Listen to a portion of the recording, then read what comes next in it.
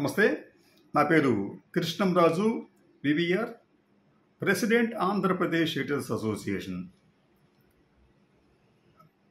ఆంధ్రప్రదేశ్లో మనం ఒక కొత్త నారా చంద్రబాబు నాయుడు గారిని చూస్తున్నాం. గతంలో ఆయన ముఖ్యమంత్రిగా వ్యవహరించిన తీరు, ఈ 100 రోజుల్లో ఆయన వ్యవహరించిన తీరులో చాలా స్పష్టమైన తేడా కనిపిస్తుంది. చంద్రబాబు నాయుడు గారిలో అగ్రెసివ్నెస్ పెరిగింది. అలాగే ప్రత్యర్థి అయిన జగన్మోహన్ రెడ్డిని ఏమాత్రం ఆయన లేకపోతే ఉపేక్షించలేకపోతున్నారు. ప్రతి దానికి కూడా జగన్మోహన్ రెడ్డిని ఆయన నిందించడం ఒక అలవాటుగా మార్చుకున్నారు. ఈ 100 రోజుల్లో ప్రతిరోజు కూడా చంద్రబాబు నాయుడు గారు జగన్మోహన్ రెడ్డి గారిని విమర్శించని రోజంటూ లేదు. ఆంధ్రప్రదేశ్కున్న అన్ని సమస్యలకు కారణమే జగన్మోహన్ రెడ్డి అని ఎస్టాబ్లిష్ చేయడానికి చంద్రబాబు నాయుడు గారు నానా తంటాలు పడుతున్నారు. దీనికోసం ఆయన అబద్ధాలు సైతం చెప్పడానికి వెనుకాడటం లేదన్న విమర్శలు కూడా వస్తున్నాయి. మీకు విజయవాడ వరదలకు గురైనప్పుడు దానికి కారణం గత జగన్మోహన్ రెడ్డి ప్రభుత్వ నిర్లక్ష్యం. కృష్ణా బరాజ్కి 5 పడవలు కొట్టుకొస్తే అదంతా కూడా జగన్మోహన్ రెడ్డి కుట్ర. అలాగే కాదంబరి జత్వాని కేసు, అది కూడా సజ్జల రామకృష్ణారెడ్డి, జగన్మోహన్ రెడ్డి వీళ్ళందరూ కలిపి కుట్ర పన్ని ఆమెను ఇరికించారు. ఇలా ప్రతిదానికి కూడా జగన్మోహన్ రెడ్డి కారకుడు అని చెప్పే ప్రయత్నంలో భాగంగానే తాజాగా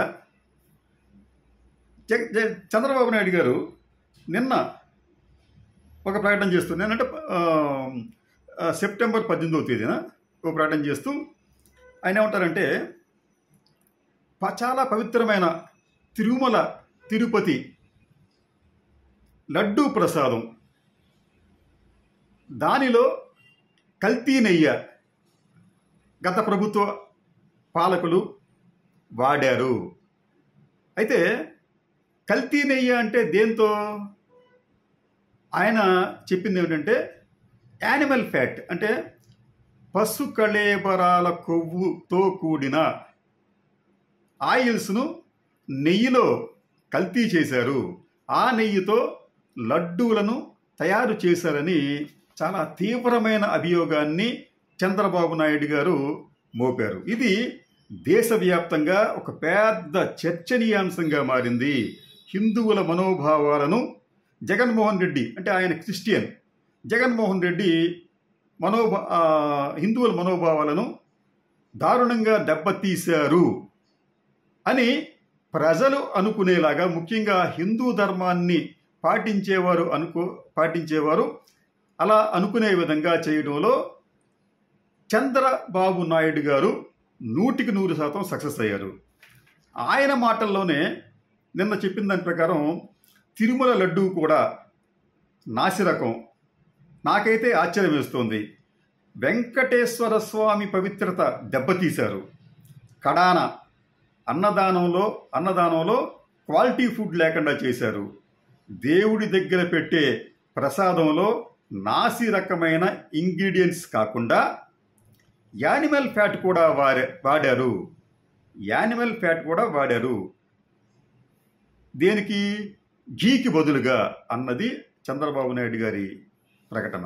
ఇది నిజంగా జరిగి ఉంటే ఇది క్షమించరాని నేరమే అవుతుంది. కానీ అసలు జరిగిందా లేదా అంటే టీటీడీ ఈఓ గారు ఏమంటారంటే, టీటీడీ ఈఓ శ్యామలరావు గారు ఆయన ఏమంటారంటే, అది కొన్ని వనస్పతులు, అంటే దీనికి సంబంధించి ఎడిబుల్ ఆయిల్స్ లేకపోతే వెజిటబుల్ ఆయిల్స్, అవి 2 కంటైనర్లు, అంటే 2 ట్యాంకర్లలో వాటి జాడలు కనిపించడంతో మేము వాటిని గుర్తించి వెనక్కు పంపేశాం, వాటిని పంపిన సప్లయర్కు నోటీసులు ఇచ్చాం అని ఈఓ గారు శ్యామలరావు గారు చెప్తూ ఉంటుంటే, శ్యామలరావు గారు చెప్పింది వెజిటబుల్ ఆయిల్స్ ఉన్నాయని చెప్పి నెయ్యిలో, చంద్రబాబు నాయుడు గారు చెప్తుంది ఏంటి? యానిమల్ ఫ్యాట్ ఉందని చెప్పి. అంటే అసలు దానికి దీనికి అసలు ఎక్కడా పొంతన లేదు.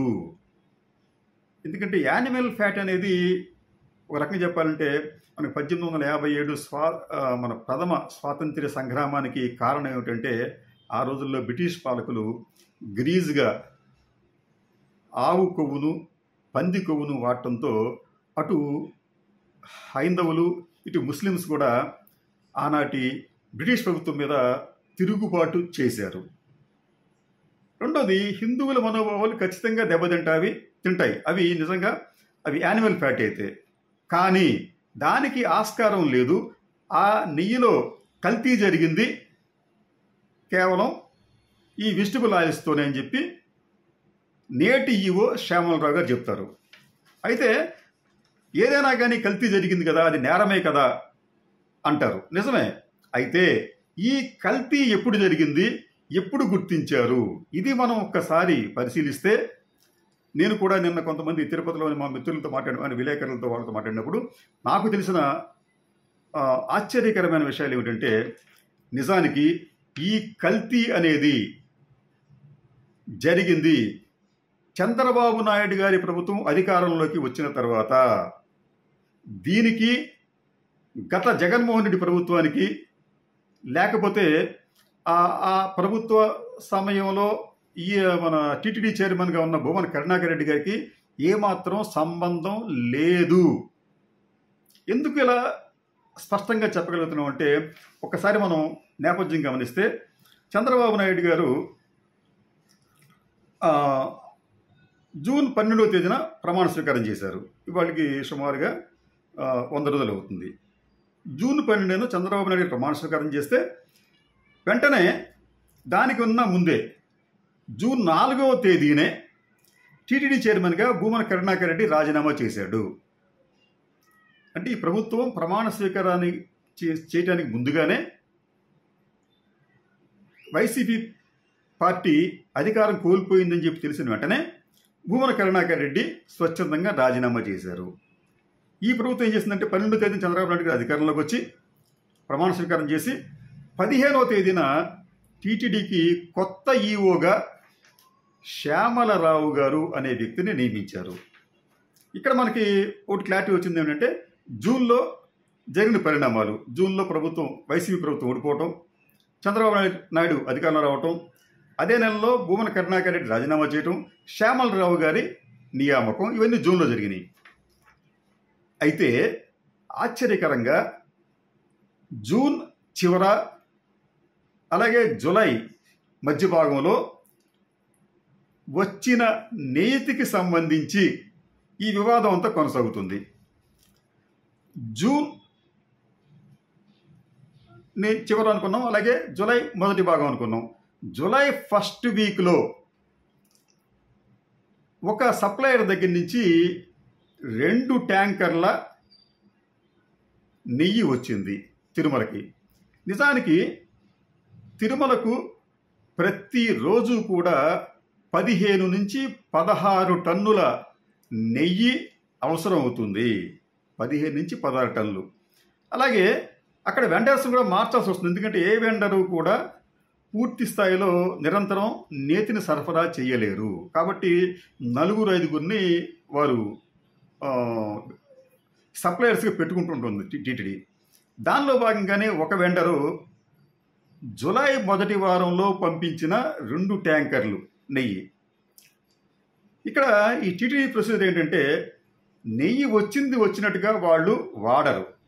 ప్రతి కంటైనర్లు, ప్రతి ట్యాంకర్లోని శాంపిల్స్ను వారు సేకరించి తిరుపతిలో ఉన్న national accreditation board for testing and calibration laboratory, ఇది కేంద్ర ప్రభుత్వానికి సంబంధించింది. దీని శాఖలు దేశవ్యాప్తంగా దాదాపు 4,000 పైగా ల్యాబ్లు ఉంటే, ఆంధ్రప్రదేశ్లో 114 ల్యాబ్లు ఉన్నాయి వారికి.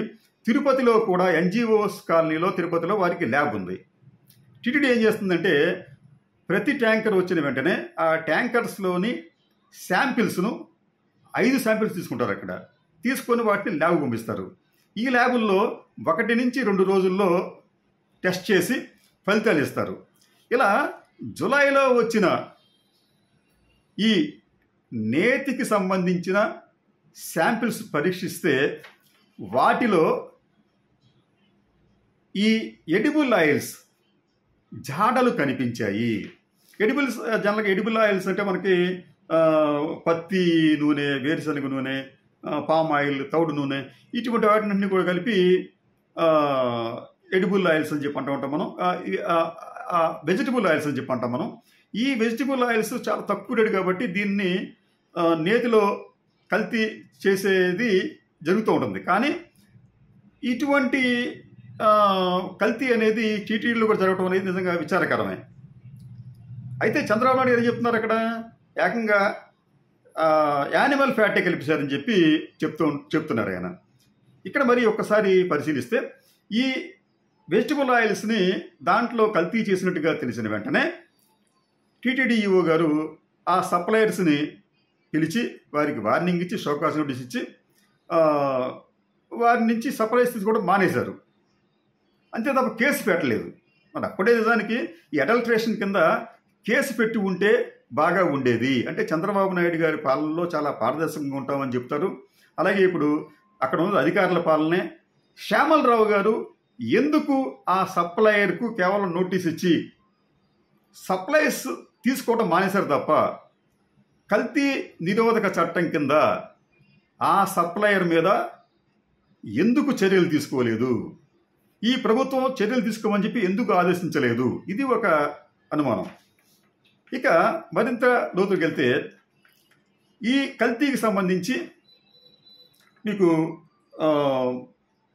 శ్యామలరావు గారు జూలై 23న తన కార్యాలయంలో విలేకరుల సమావేశం ఏర్పాటు చేశారు. జూలై 23న తన కార్యాలయంలో ఏర్పాటు చేసిన విలేకరుల సమావేశంలో ఈ విషయం ప్రస్తావించారు.